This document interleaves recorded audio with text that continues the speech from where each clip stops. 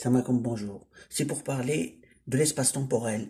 Dès notre naissance, on rentre dans un espace temporel d'une durée de la durée de notre vie, puis on sort. Donc notre naissance, c'est l'entrée dans l'espace temporel comme une pièce où chacun va jouer sa vie, donc va faire ses choix. Et sur nos choix, on va être jugé après la sortie pour aller vers Dieu, l'unique Allah. Notre âme entre dans le corps et on est affecté par l'espace-temps. On est affecté par le temps qu'on passe. On voit le présent, on pense au passé et on appréhende le futur. On subit des interactions de nos actes les uns vers les autres et envers nous-mêmes. Par contre, sachez que Dieu, Allah, le temps ne l'affecte pas, il l'a généré, il l'a créé comme il nous a créé. Pour Allah, le temps est à l'arrêt.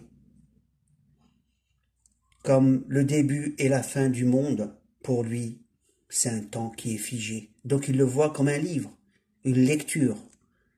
Mais là, une lecture de nos actes, et nos actes restent nos actes. Donc, pendant notre durée de vie, comme le temps pour lui il est figé, c'est comme une page qu'on retourne. Si on demande pardon et on se repentit, Dieu décide de nous pardonner ou pas, selon nos actes. Et on va être jugé à la fin, sur la fin de notre boucle temporelle. Mais pour Allah, comme le temps, c'est une dimension qu'il a fabriquée, il voit la totalité.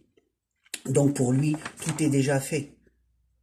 Mais pour nous, qui nous sommes actuellement sur Terre, on est encore vivants, et donc, pour nous, on imagine que le futur, le Dieu ne le voit pas, il le voit. Par contre, justement, il nous donne des avertissements par rapport à ce qui peut nous attendre, notre chemin. Donc la directive, à chaque fois, on reçoit des alertes, et même des messagers, même des livres, et on s'en détourne. Le fait de se détourner, Allah voit qu'on est en danger, il veut nous sauver par rapport à un châtiment, puisque on a un contrat dans le sens vital, c'est d'obéir à Dieu sur terre et croire en lui et obéir à ses lois.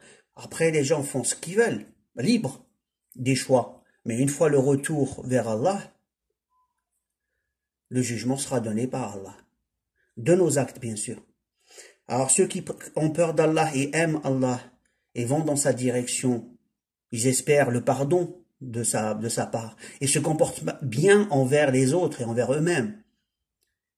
Donc c'est un bonheur ici et de l'autre côté, parce que c'est une meilleure société, un meilleur modèle, et de l'autre côté de cette boucle temporelle, on sera dirigé, nos âmes seront dirigées vers Allah, et Allah va reconstituer nos corps, et on sera jugé.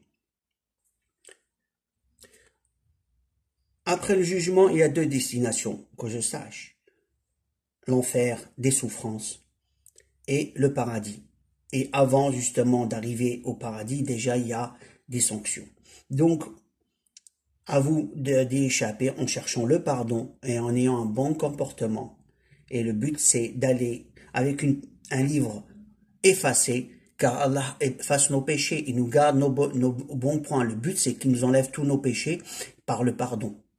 Et donc, pour avoir le pardon, c'est de demander, avoir un contact moral, spirituel, d'amour, de crainte, dans l'obéissance d'Allah.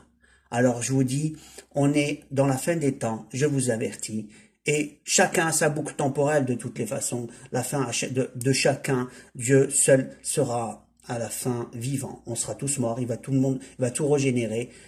On sait que l'espace-temps, un jour, va disparaître. Dieu se retrouve tout seul, il va ensuite régénérer comme il l'a créé la première fois. Je vous dis, allez vers le bon comportement. Allah a envoyé le Coran comme livre, le dernier livre révélé, le Coran. Actuellement, je vous dis que je suis le messager d'Allah, dit Ahmed, et regardez des vidéos sur YouTube qui prouve plein de données techniques. Quand je dis technique, parce que c'est une science particulière qui montre qui je suis. On appelle la science al-Furqan, c'est l'extraction de la vérité dans les mots. Je vous dis à méditer sur ce que j'ai dit. À la prochaine vidéo. Alaykoum salam.